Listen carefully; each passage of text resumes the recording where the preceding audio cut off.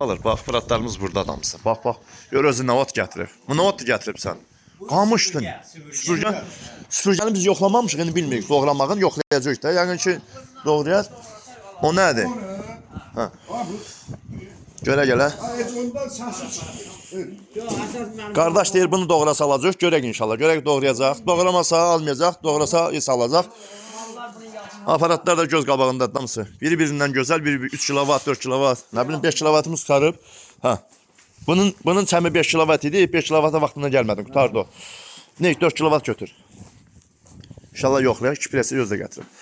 Süpürgəyə yoxlamamışıq. Mənim çəkilişimdə süpürgə yoxdur. İndi bilmirəm süpürgəni doğruya doğramır. Birinizi azaltarsan baxarıq.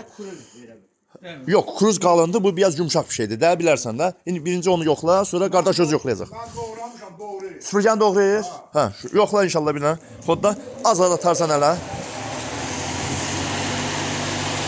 Onu çox atma. Onu hel atma. Onu az at hələ.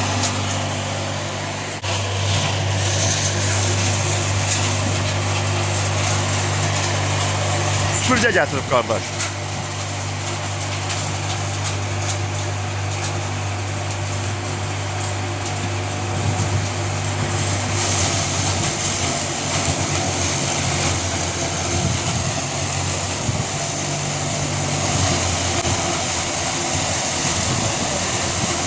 Biraz az at da, torpaqlıdır, sən az at.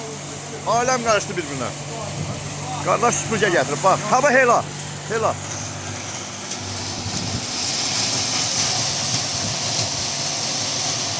Doğramağı nətərdir qardaş? Ərladır. 4 kilovat.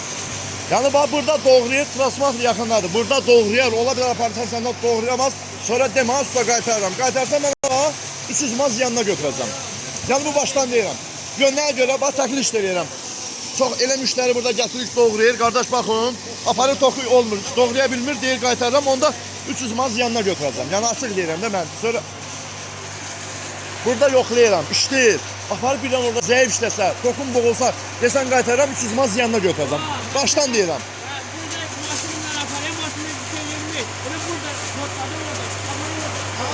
Yox, onu demirəm. Bax, burada yoxlayıram. Burada yoxlayıram. İşlədi, problem yoxdur. Ola bilər toxun zəif olar. Atarsan bu motorda zəif də olar. Aparmadım. Səndən bir yerdə maşınla aparacağım. Yox, mən getmirəm. Mən burada yoxlayacağım. Qardaşım, mənə bax. Gəlibsən, qaz elənsən. Mən burada yoxlayıram, təhlil verirəm. Pılımı aldım, getdim. Gedib orada boğulsa da sonra demə qaytarıram. Onda 300 maz pul çıxacaq.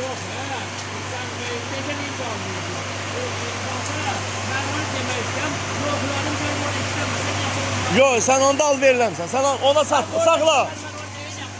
Qardaşa bırak vermə, saxla.